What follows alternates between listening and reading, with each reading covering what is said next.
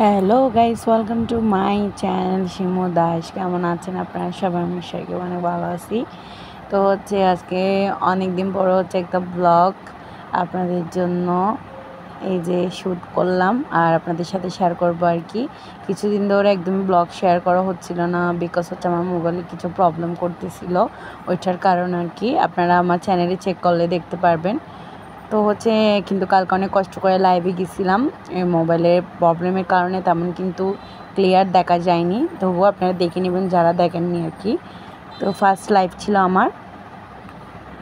এই যে এখন সকাল সকাল, সকালও না, প্রায় 11টা 11:30 মতো বাজে। স্নান টান করে এই যে আমি একটু আমাদের ঠাকুরকে প্রণাম করে নিলাম আর আপনাদের সাথে এটা শেয়ার করলাম আর কি। তারপর মা এদিকে ভাত রান্না করার জন্য রেখে দিয়েছে।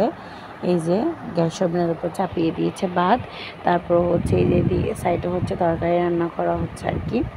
আর আমার মা দেখুন এখানে রান্না করতে করতে পুরো গেমে নিয়ে শেষ হয়ে গিয়েছে আর কি। এই যে দেখুন মারা অনেক কষ্ট করে আসলেই। তো এরকম আর কি। এই যে মা এখন একদম এখানে যাচ্ছে, একদম এখানে যাচ্ছে, সিঁদুরে দেওয়ার টাইম পাইনি আর কি। তারপর আমরা সবাই মিলে এখন লাঞ্চ করে নিচ্ছি। এখন বাজতেছে প্রায় 2টা 2:30টার মতো আর কি। তো আমাদের অল টাইমে লাঞ্চ করতে করতে অনেক লেট হয়ে যায়, অনেক সময় তো প্রায় সময় 3:30 4টার মতো বেজে যায় আর কি। তো আজকে রান্না করেছিল বাসে স্পেশাল খিচুড়ি। বাট আপনাদের তো আমি আগে বলেছেন, যারা যারা আমার আগের ভিডিওগুলো দেখেছেন তারা জানবেন আমি খিচুড়ি খাইতে পছন্দ করি না। তার কারণে আমার জন্য এক্সট্রা করে ভাত রান্না করতে হয়। তো ওইটার কারণে এখানে বেগুনি করেছিল। বেগুনির রেসিপি আপনাদের সাথে শেয়ার করবো খুব শীঘ্রই, তার জন্য চ্যানেলে চোখ রাখবেন। তো এই যে বেগুনি বানিয়েছিল, তারপর আলু ভাজা করেছিল, কুমড়ো ভাজা, তারপর বেগুন ভাজা, আর গতকালকে ডিম বোনা ছিল আর কি। ডিম দিয়ে আলু দিয়ে তরকারি ছিল, ওইটা নিয়েছি। তারপর এই যে মিষ্টি কুমড়া দেখছেন, এগুলো হলো খিচুড়ির আর কি। খিচুড়ি থেকে মিষ্টি কুমড়াগুলো আমার দিদি খায়নি, এগুলো আমি খাচ্ছিলাম। তারপর এই যে দেখুন আমার ভাগিনা এখানে ঘুমাচ্ছে খুবই শান্তি মতো, দুপুরের টাইম আর কি। তারপর এখানে আমার ভাগ্নি ঘুমাচ্ছে। তারপর তো সব শেষ আমার একটু আম খাইতে ইচ্ছে করতেছিল। এই ব্লগটা আমি শেয়ার করেছি, আপনারা যদি না দেখে থাকেন প্লিজ দেখে নেবেন। আর এই যে এখন এমনিতে তো আমরা আম খাই একদমই 3টা করে অংশে বিভক্ত করে খাই ফেলি। বাট এরকম কিউব কিউব করে খাইতে একটু পরিশ্রম হলো, খাইতে মজা আর কি। কাঁটা চামচ দিয়ে দিয়ে খাইতে পারি।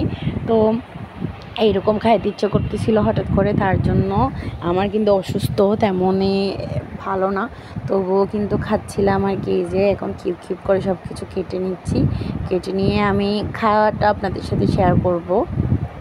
দেখুন খুব ভালো মতো কিন্তু আমি এখানে কেটে নিয়েছি। আপনারা কারা কারা এরকম খাইতে পছন্দ করেন অবশ্যই কমেন্ট সেকশনে জানাতে বলবেন না। তো আমার চ্যানেল যদি নিউ হয়ে থাকেন অবশ্যই সাবস্ক্রাইব করে দিবেন। যারা অলরেডি সাবস্ক্রাইব করেছে তাদেরকে অসংখ্য ধন্যবাদ। আর আমার ভিডিও যদি ভালো লেগে থাকে অবশ্যই কমেন্টে জানাতে ভুলবেন না। ভিডিওগুলো কেমন লাগছে সেটাও জানাতে ভুলবেন না। আর ভিডিও যদি ভালো লেগে থাকে অবশ্যই লাইক কমেন্ট শেয়ার করতে ভুলবেন না। এই যে আমি আমগুলো খেয়ে নিচ্ছি, অনেক মিষ্টি ছিল, অনেক মিষ্টি। তারপরে দেখুন এখন সন্ধ্যা হয়ে গিয়েছে, প্রায় 6:30 7টার মতো আর কি।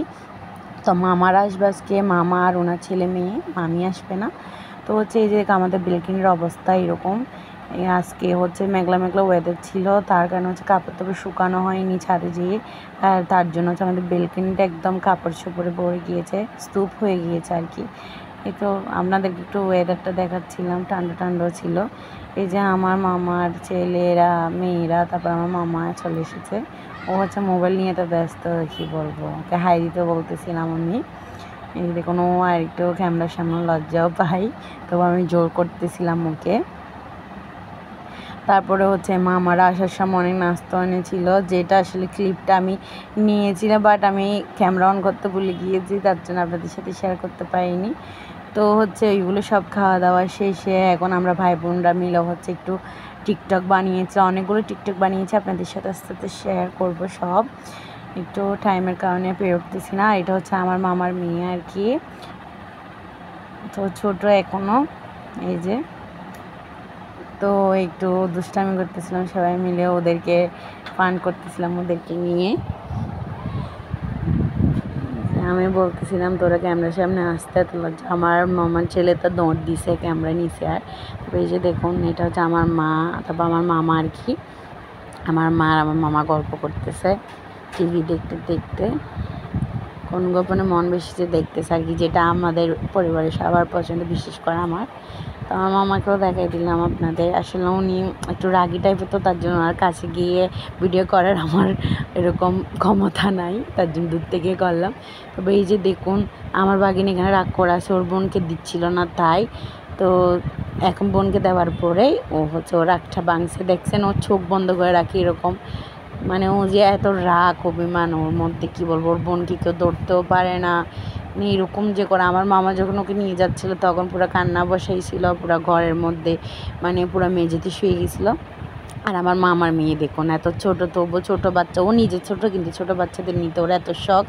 তো দেখুন পারতেছে না, তবু ওকে নিয়ে নিয়ে দৌড়াচ্ছে। এই যে তারপরে এখানে আমার দিদি ওর মেয়েকে আদর করতেছে, ওকে আমরা আদর করে হচ্ছে গোলাপ জামুন ডাকি আর কি। তো এই এক অবস্থা, কান্না করে দেখুন, ওকে নেওয়ার জন্য হাজির হয়ে গিয়েছে আমার মামার মেয়ে। তারপরে মেহেদি দিয়েছিল, এগুলো দেখাচ্ছে। আর এখানে দেখুন ও মোবাইল নিয়ে নিয়ে এত ব্যস্ত যে কি বলবো, আমি ওইটা আপনাদের সাথে শেয়ার করতেছিলাম আর কি। তো বলছি দিদি দেখাও না দেখাও না, বলতেছি না দেখাবো তো ওকে সবাইকে, এটা আর কি বলতেছিলাম আমি। তারপরে যে সবাই মিলে একটু আনন্দ করতেছিলাম। আসলে দিনটা অনেক মজার ছিল, অনেক দিন পরে এসেছে ওরা।